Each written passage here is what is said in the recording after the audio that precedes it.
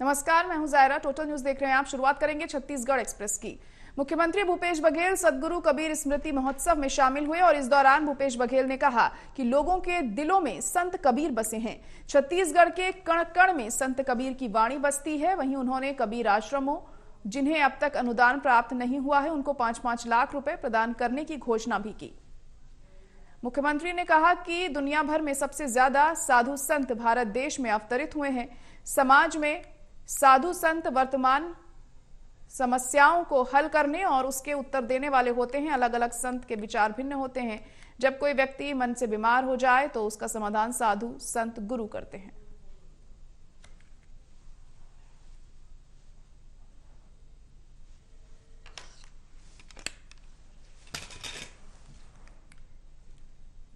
वो शंकराचार्य के समय नहीं था। जो शंकराचार्य के समय प्रश्न था वो गोरखनाथ के पास नहीं था, गोरखनाथ के समय नहीं था। और जो गोरखनाथ के समय जो समस्या है, आप देखेंगे कबीर के समय जो समस्या है, गोरखनाथ के, रामानंद के समय, ये जो भक्ति काल के समय जो भक्ति का जो आंदोलन चला, वो हमारे लिए स्वर्णिम काल था, जिसमें कबीर है, रैदास है, दादू है, कितने ऐसे भक्ति काल के संत हुए, तुलसीदास जी।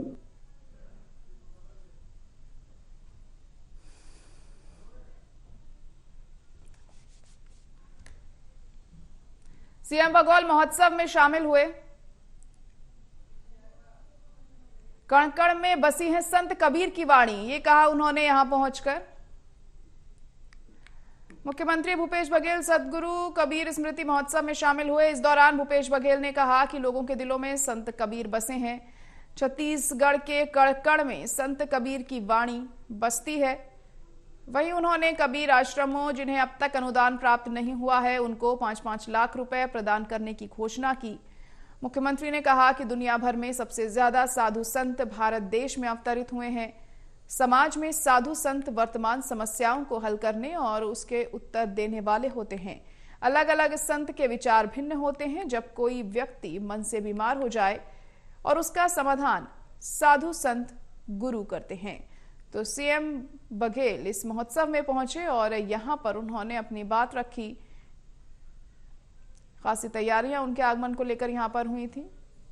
सद्गुरु कबीर स्मृति महोत्सव का ये कार्यक्रम था जिसमें सीएम पहुंचे। और हमारे संवाददाता नीरज तिवारी इस वक्त फोन लाइन पर जुड़ चुके हैं। नीरज, और क्या कुछ इस कार्यक्रम में हमें खास देखने को मिला? सीएम पहुंचे थे, उन्होंने कई बातें रखी यहाँ पर।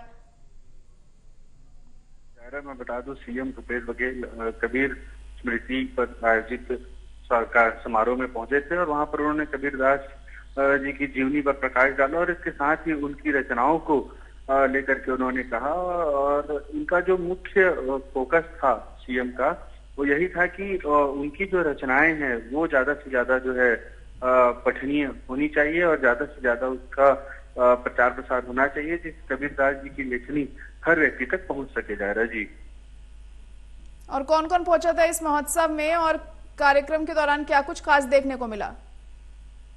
जायरा, बिल्कुल जिस तरह से ये कार्यक्रम हुआ, कार्यक्रम में कैबिनेट मिनिस्टर भी थे, मुख्यमंत्री भूपेश बघेल तो शामिल हुए ही।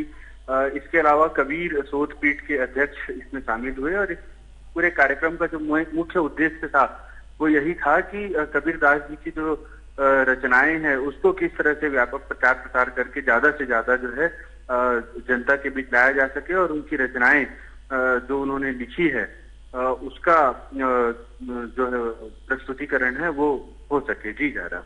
चलिए ठीक है, बहुत शुक्रिया नीरज सारी जानकारी के लिए।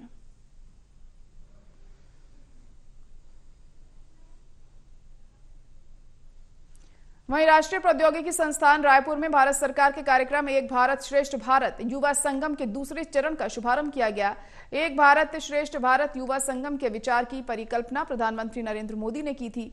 ये मुख्य रूप से उच्च शिक्षण संस्थानों में पढ़ने वाले छात्रों और देश के विभिन्न राज्यों के युवाओं के एक्सपोजर टूर आयोजित करने पर केंद्रित है। इसके तहत एनआईटी रायपुर को एनआईटी नागालैंड के साथ जोड़ा गया है। इस एक्सपोजर टूर के तहत एनआईटी नागालैंड के 42 प्रतिनिधि छत्तीसगढ़ का दौरा कर रहे हैं।